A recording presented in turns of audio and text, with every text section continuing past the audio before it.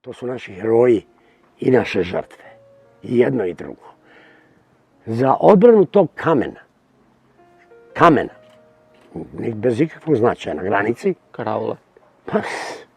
bez ikakvog taktičkog ili strateškog značaja, nego zbog nekog principa, ajde, granica, mislite, da su se pomerili 50 metara unazad i zauzeli visoke položaje i pustili njih da uđu tamo, žrtve bi bila na drugoj strani. Tamo je ostavilo živote 122 momka. Mlada momka.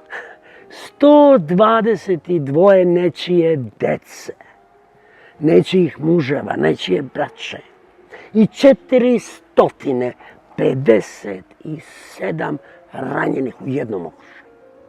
To je razlika. I to je ono što budi gnev u meni. To je ono što ja ne razumem. Kako vi to ne razumete?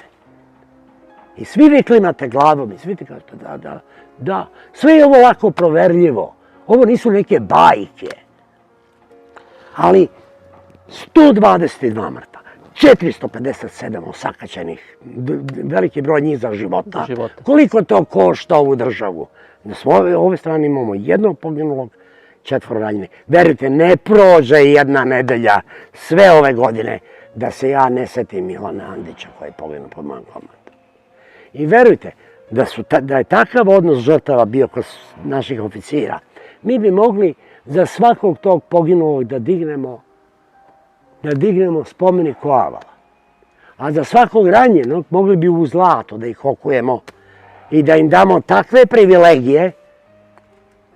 Međutim, kada imate 122 poginula u jednoj bitci, ni za šta, za jedan kamen, imate 457 ranjenih, pa sad možete zamislite kolike su totalne žrtve onda.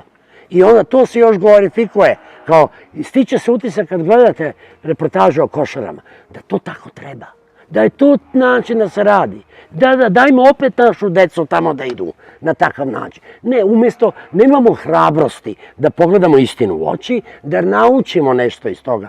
Ne pokušavam ja ovde da lovim veštice, niti da se sve daleko, samo ne želim da naprave istu takvu grešku. Ne želim da vidim još jednog mladog momka uzalud ubijenog.